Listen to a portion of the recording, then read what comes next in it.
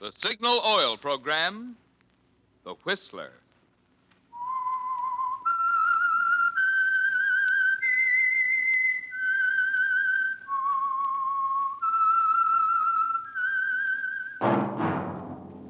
That whistle is your signal for the Signal Oil Program, The Whistler.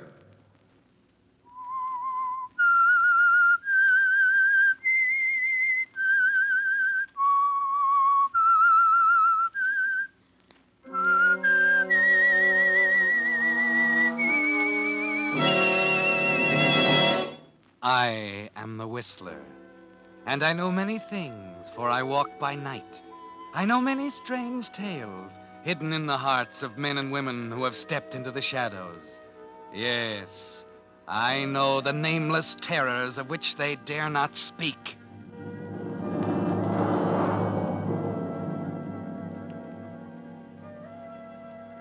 Yes, friends, it's time for The Whistler. Rated by independent research, the most popular West Coast program in radio history. And remember, let every traffic signal remind you, with new Signal gasoline, you do go farther than ever.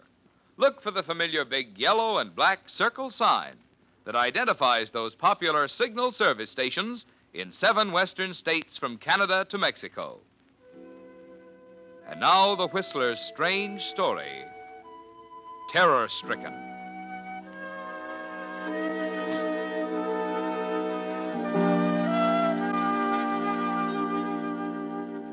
Fear can become a terrible thing. Gangrenous, disintegrating, warping, twisting, gnawing at a man's mind until he's conscious of nothing else but its presence. That was the kind of fear that took hold of Benjamin Reynolds. And oddly enough, it was the natural outgrowth of the very thing that started him on the road to success. There was a trial, an important trial. There were big names involved, particularly the name of Andrew Miller, the accused. And at that trial, 10 years ago, young Benny Reynolds, investment clerk, just out of college, became Benjamin Reynolds, star witness for the prosecution. And he was a good witness. Investment bankers in San Francisco and Wall Street in London glanced at the headlines and commented that this time, because of Benjamin Reynolds, Andrew Miller and his crowd were washed up for good. They were right. Order, please. Order in the court. Will the prisoner face the bench? Andrew Miller, you have been found guilty of the charge of grand larceny. I therefore sentence you to be confined within the state prison for a term of 10 years. Bailiff, remove the prisoner. You dirty rat, Reynolds! I'll get you for this!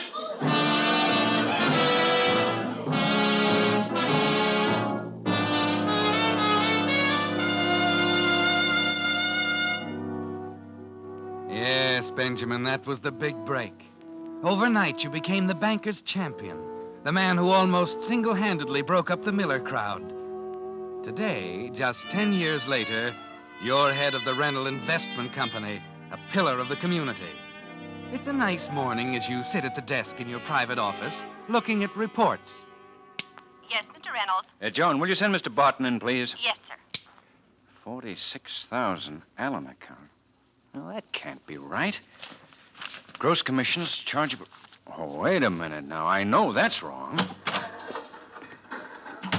You wanted to see me, Ben? Yes, Ralph. These figures, are you sure they're correct? Of course. I prepared the statement myself. Oh, well, things like this don't do my heart any good, Ralph. Sit down, will you? Oh, sure. I'm sure there must be a mistake somewhere. I don't think so. But of course it's possible. Well, suppose you recheck them, just to be sure? Well, that's a big job. I'd have to go through all the records for the whole year again. I wouldn't ask you if I didn't think it was important. Well, perhaps I ought to call in the Monroe Auditing Company. No, I'll do it, Ben. No use taking on that expense. Well, all right, if you can have it by next Monday. Otherwise, I'll have to call Monroe. I've got to have those figures for the directors' meeting. I'll have them for you. By the way, Ben, have you seen the papers? Yes, I glanced through them at breakfast. Did you by any chance see this? Oh, guess I missed that. Among those released from state prison today is Andrew Miller, convicted 10 years ago of grand larceny in a trial that caused worldwide comment in financial circles. Remember him? What do you think? I remember what he said when the judge sentenced him. Yeah. Does it make you a little nervous, Ben? I mean, just knowing the man is on the loose again? I doubt very much if Andy Miller will do anything that'll send him up again. Still, you never know, do you?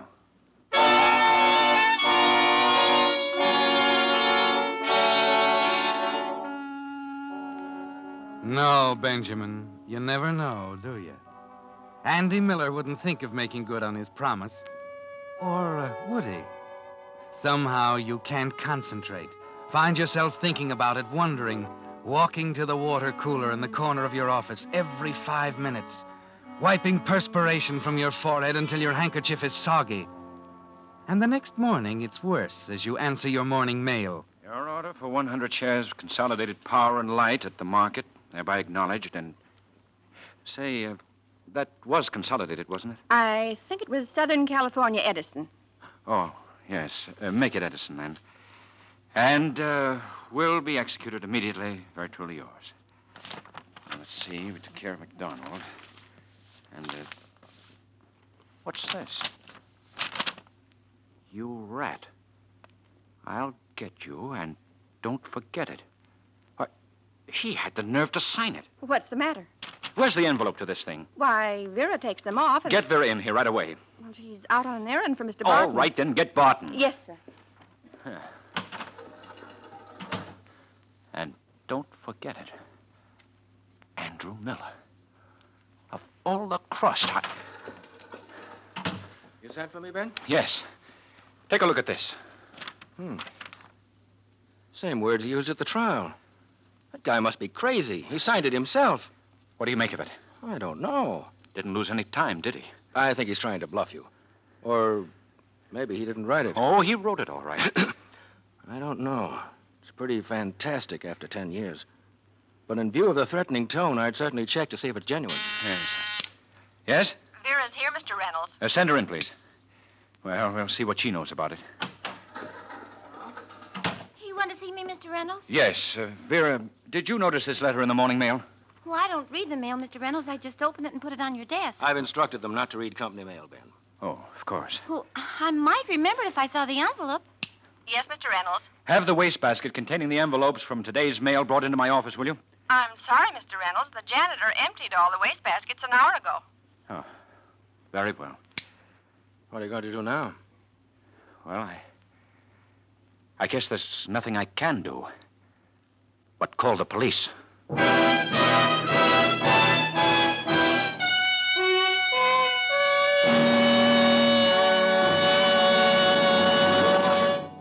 With the prologue of Terror Stricken, the Signal Oil Company brings you another strange story by The Whistler. If you've been reading the new car ads, and who hasn't, you've no doubt noticed the emphasis that's being put on increased mileage. 25 to 30 miles per gallon from some of the new models. Now, why do you suppose this is? Is it because folks today are interested in making dollars go farther? Well, partly.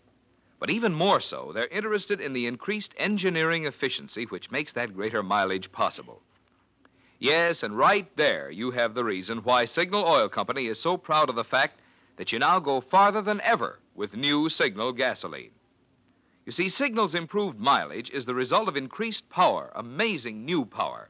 The same power that gives new Signal gasoline quicker starting, faster pickup, and quieter, higher anti-knock.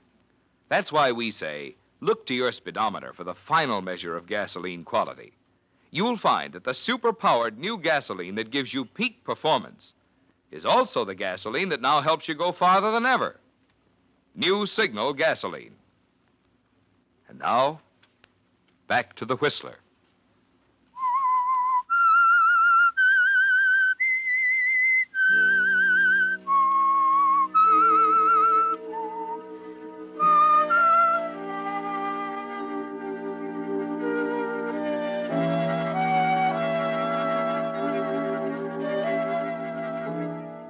Well, Benjamin, there was a price tag on that testimony you delivered so efficiently at the trial of Andrew Miller 10 years ago, and you're beginning to pay for it now. The police don't help much. All you can do is swear out a warrant for Miller's arrest and leave the rest up to them. They can't do a thing about that weak heart of yours. Stop it from pounding every time someone comes to the door. And they can't bring your appetite back or help you to sleep at night. It's later than usual when you arrive at the office next day. Ralph Barton's busy on the books as you go into your office. Hang up your hat and go over to the water cooler for a drink.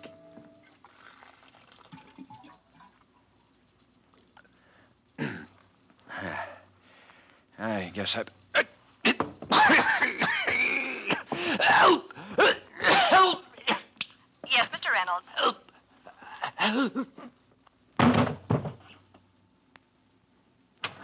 Mr. Reynolds, why the... Oh, Mr. Reynolds. Vera, Dr. Crane's in the next office. Get him, hurry. Oh, yes, sure, right away. What's going on here? Mr. Reynolds, what's happened? We came in when he called for help. Get a doctor. Vera's already gone for one. What's keeping her? There's a doctor right down the hall. She should be back in a minute. That isn't soon enough. Oh, but it takes some time. Don't you realize every second counts? Oh, here she comes now. Oh, right in here, Dr. Crane. Stand back. Stand back, please. Yes, give him room. Doctor, is it serious? Can't tell yet.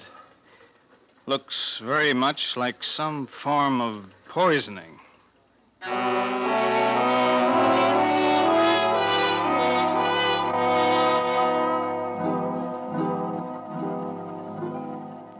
Well, that was a close call, wasn't it, Benjamin? When you leave the hospital that night, you're still weak. Positive now that Miller means business. The police report that afternoon. Poison in the water cooler, just enough to knock a man out. No fingerprints. No way of knowing how Miller could have entered the office without being seen. Nothing they can tell you except to carry on as usual. For the next 2 days, you find yourself waiting for it, tense, expectant, but nothing happens. And you begin to relax a little, to believe what the police lieutenant said about Miller being too smart to try it again. Perhaps they're right, Benjamin. Perhaps what you need is a change, a dinner out with your wife, Sally, at a restaurant on 6th Street. Ben, dear. Ben. Oh, I'm sorry, Sally. I was thinking. Oh, please try and forget it, darling. Oh, the whole thing's ridiculous. The man wouldn't have to take a chance like that. Oh, there must have been a mistake at the bottling company or something. Of course, dear. Now let's forget it, huh? But you're as fidgety as a cat. No, I'm not. But I am hungry. Ben, do you mean it? Of course I do. Why? Oh, because you've hardly touched your meals the last few days. Oh, well, let's order, huh? I'm starved. Well, what'll we start with? Well, what about a shrimp cocktail, Wonderful. Then mixed green salad? And a sirloin for two. Medium rare. Oh, Ben, darling. Oh, darling, are you all right? I'm the manager. You hurt? No, I'm all right. It missed me. See there in the wall? Good Lord.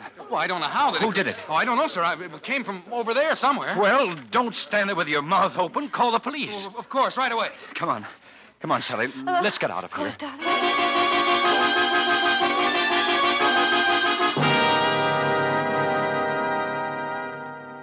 Well, whoever fired that shot meant business, didn't he, Benjamin? Your heart's pounding like a trip hammer again as you walk out of the nightclub. The hole in the wall was 6 inches from your head, and that's awfully close. Your heart almost stopped, didn't it? You're terror-stricken. You jump at every sound. And then you wonder why Miller doesn't come right out and kill you. But you remember he's had 10 long years to plan his revenge. No, sudden death would be too easy. He wants to make you suffer. Of course, sleep is out of the question. Even the powders the doctor gave you have little effect on your frenzied nerves. You imagine all kinds of things as you lie there in bed. Ben. Yes. Ben, why is he trying to kill you? Please, Sally, let's not Well, talk about first it. the poisoned water and the trip to the hospital, then that shot tonight. Yeah. Oh, but Ben, the police will catch him soon. He can't. I just hope it's soon enough. Oh, that's the door. I wonder who in the world. Oh, no, lie still, darling. I'll get No, it. no, I'll get it. Yeah. Hold your horses. I'm coming. Oh. What do you want? What do I want? Yes, that's what I said. What do you want? I'm calling for the remains of the dear departed. Are you drunk? No, I don't think so. Now, look, it's cold here at the door. Hurry and state your business, please. I did. I was sent to call for the mortal remains of... Man alive, will you talk sense? I haven't time for foolishness. This is 1620 Runyon Avenue, isn't it? Yes, it is. Then it's the right place. Who sent you anyway? The Gold Hills Mortuary. Now, do you understand? No, I don't. There must be some mistake. The party on the phone was very explicit. He said 1620 Runyon Avenue.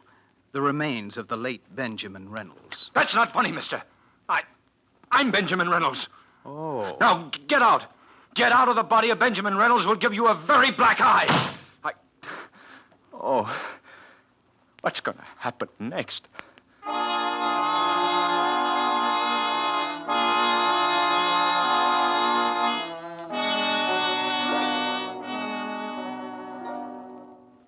How much more can you stand, Benjamin, before your heart gives out completely?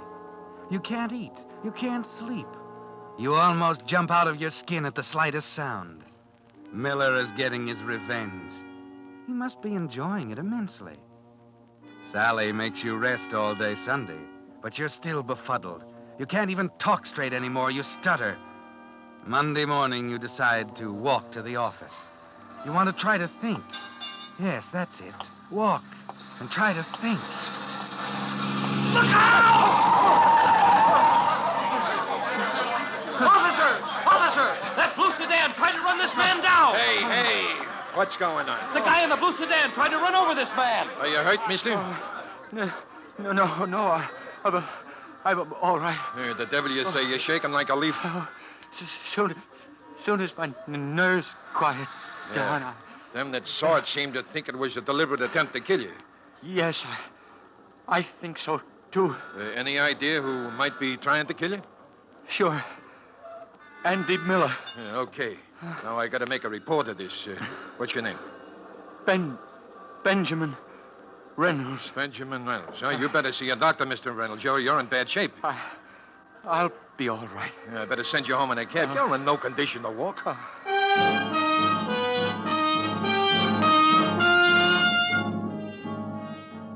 Another close call, and you're scared almost to death, aren't you?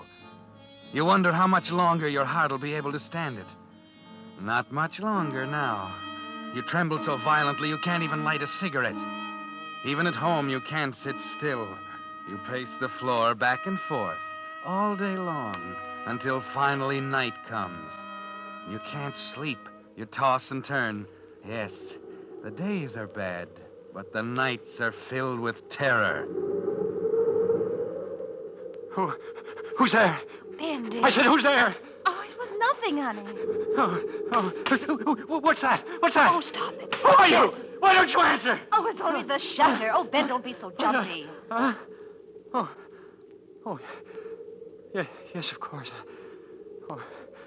Only the shutter.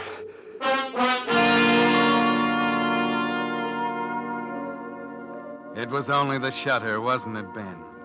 But all the noises in the night have a sinister meaning, haven't they? After what seems like hours, exhaustion finally takes over, and you've just fallen asleep when...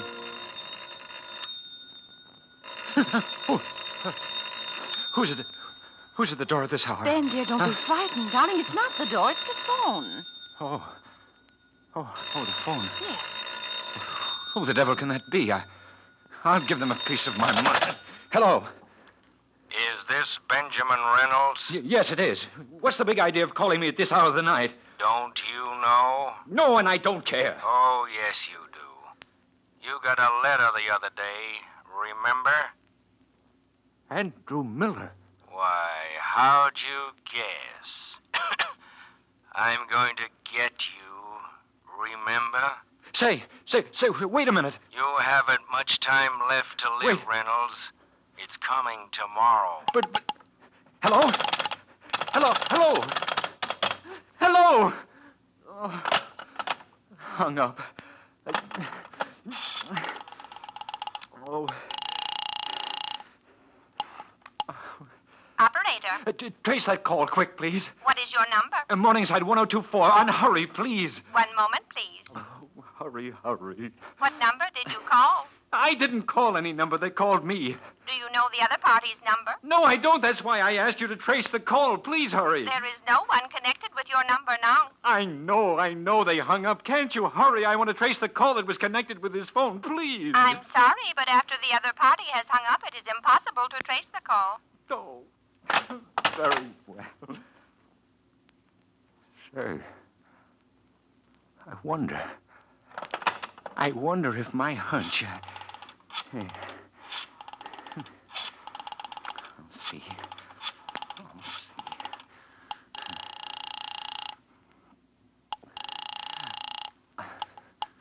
Hello?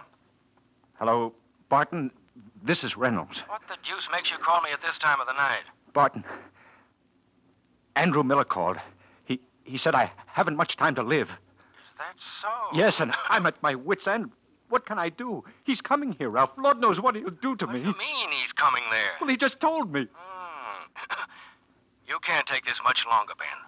Why don't you call the police? Well, I've called the police a dozen times. I tell you, Miller's too clever for them, Ralph. Then there's only one thing to do.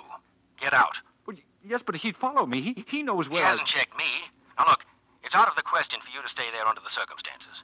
I'll be over in the morning, and we'll go up to my cabin for a few days. You've got to get a complete rest. Yes, you're absolutely right, Ralph. I've simply got to. And listen, there's someone tipping that guy off on your movements. This time, make sure. Don't tell anyone where you're going. Well, yes, but what about Sally? Tell her you're off on a business trip or something. Yeah, that's it. The convention starts tomorrow in Cedar City. If necessary, you can call her later from the cabin. Yeah. All right, Ralph. I'll pick you up in front of the signal station at Runyon and Broadmoor tomorrow morning at 8, right? Right.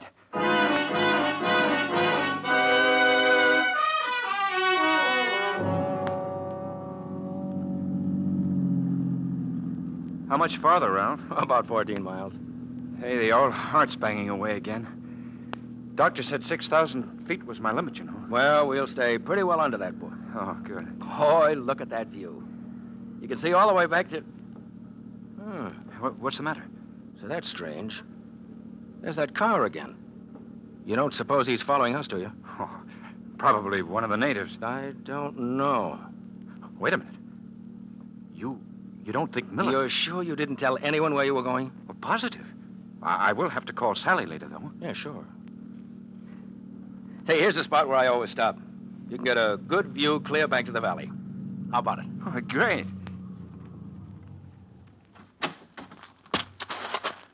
Up this way. Yes, kind of steep. I better take it easy. Now, there's a level spot up here at the top. Well, you go ahead, Ralph. I gotta watch myself at this altitude. Get that air. You know, this is what I needed. Mountain air, sunshine, quiet. Hey, where are you? Up here. Come on. This is a real inspiration, Ralph. How'd you think of it? You mean this? Whew. I mean getting away from everything like this. One sniff of that air and a fella forgets he ever had any worries. And look over here. Hey, now, take it easy. Kind of close to that edge, you know. Look, Ben. 1,500 feet, straight down. Yeah, I'd just as soon stay back here if you don't mind. What's the matter, Ben? Afraid? No, just sensible, that's all. You know, funny thing about me in high places, it seems You ought to be afraid, Ben. That's where you're going. 1,500 feet straight down. What? Well, that's good. 50. You're serious, aren't you? I'd hate to have you call in the auditors, Ben. I was afraid that was it. There was something wrong with those figures. Yes, there was. But I learned something from Andy Miller. You're not going to be around to testify. You're going to have a dizzy spell. And they're going to find you 1,500 feet down there on those rocks.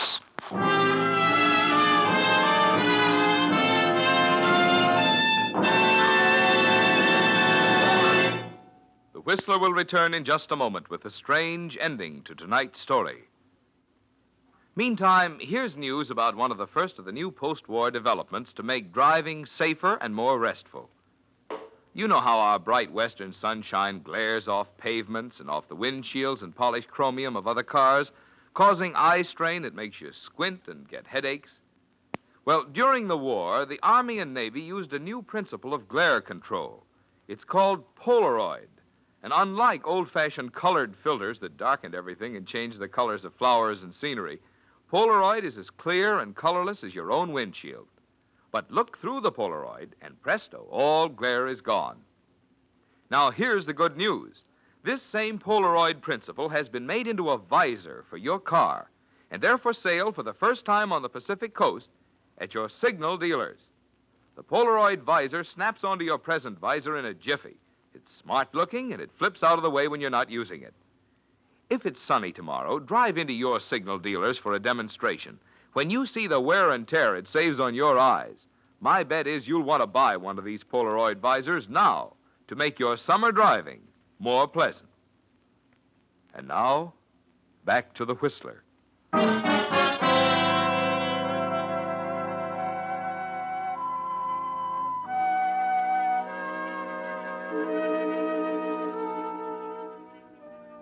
Well, Benjamin, you seem to be in a tight spot. Just the two of you there, alone at the top of the cliff. Barton, staring at you, white-faced and tense, his fists clenched at his sides. And oddly, you find yourself struggling to keep the smile inside you from showing on your face. It's probably only a few seconds, but it seems like an hour that the two of you stand there silent. Then... Listen, Ralph. You hear that? The car? Yes. They won't stop. Sure he will. That's what they came for. What do you mean? There's a detective and 2 patrolmen in the car, Ralph. They followed us all the way from town. You're lying. You'd better restrain yourself for a minute and see. Of course, you could pull it off now if you wanted to, Ralph. But it'd be kind of foolish, wouldn't it? The embezzlement charge will put you away for only 4 or 5 years, with perhaps a few more for attempted murder, but if you go ahead and... How did you know? You did it again. What? That. It's a habit of yours, Ralph. Every time you're about to say something important, you clear your throat. Like that. That's why it hit me between the eyes last night when you called me and said, I'm gonna get you. Remember? Come on, Ralph. Let's walk down to the road. We'll save the policeman a few steps.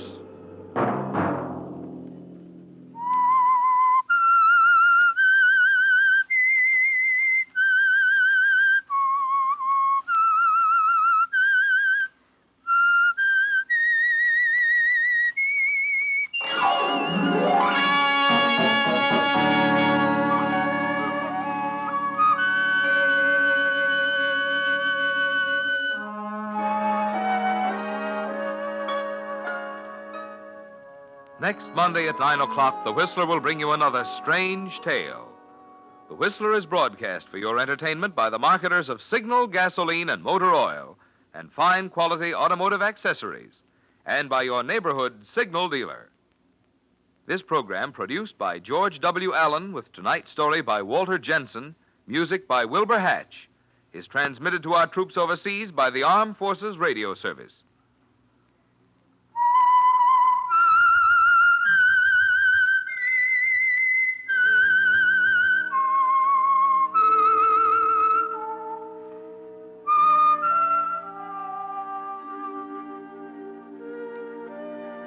That whistle is your signal for the Signal Oil program, The Whistler. This is Marvin Miller speaking, reminding you to look for those familiar yellow and black circle signs that identify those popular Signal oil stations in 7 western states from Canada to Mexico. This is CBS, the Columbia Broadcasting System.